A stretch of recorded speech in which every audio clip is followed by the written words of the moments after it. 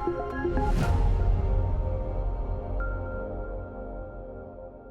this is Alexis from the Kiteboarder magazine. We're here at the Nash booth, and I'm here with Mr. Robby Naish, the shaper of these wonderful looking boards. And you've got some great looking boards.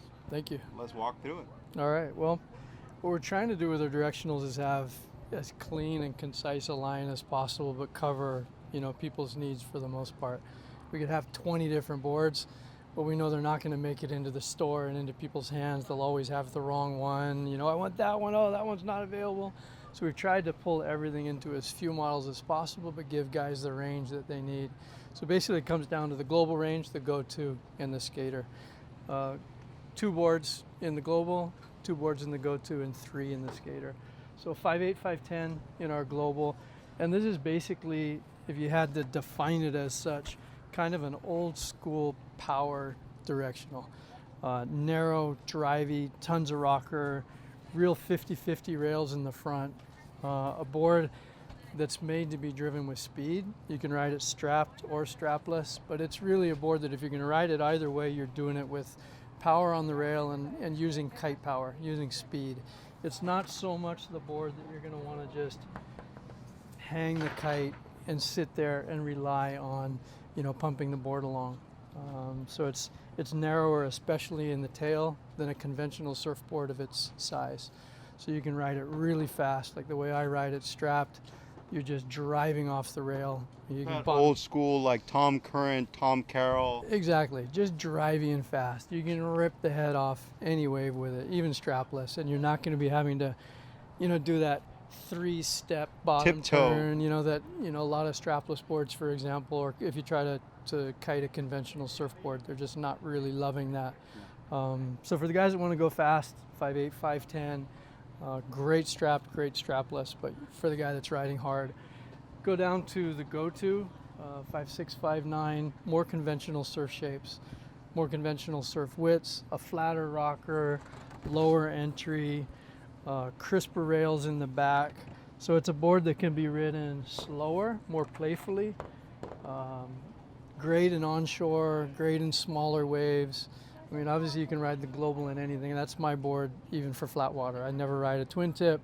I don't ride a skater style, mutant style board anymore. I'm riding that global in everything. Even if it's dead flat water and all I'm doing is boosting jumps, that's my board. But the go-to is more playful. Great for strapless, targeting strapless, but it's got inserts if you want to strap it up. Like when I ride it, I'm still riding it with straps. Fast, low enough rocker that you don't get a lot of front foot chatter when you're trying to go through chop and stuff. That McDonald's tray. Exactly. Lots of curve, real forgiving, good for the guy that isn't necessarily coming from surfing, but that wants to ride a directional.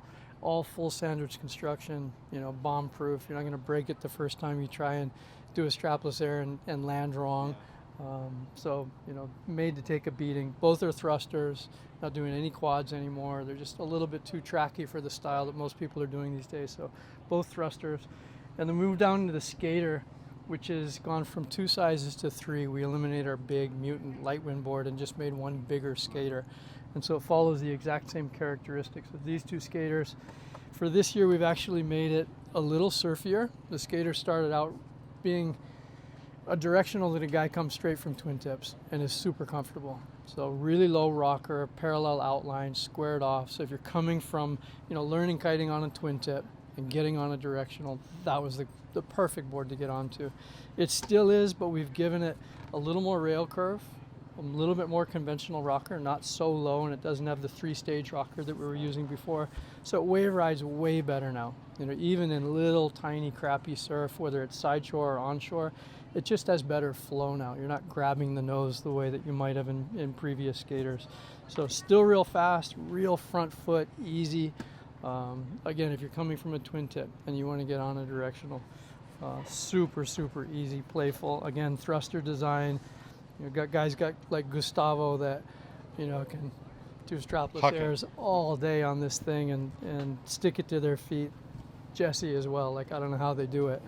The one thing we have done for this year is all the boards are full gloss.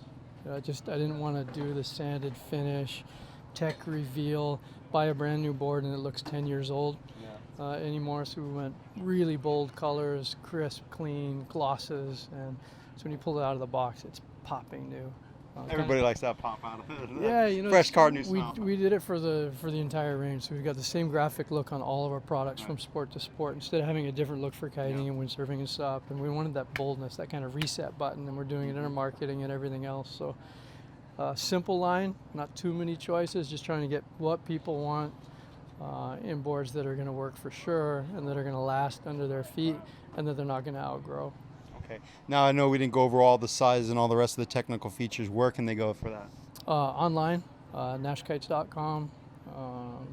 Yeah, everything is there. Well, you heard it from Mr. Nash himself. Thank you so much. Yeah.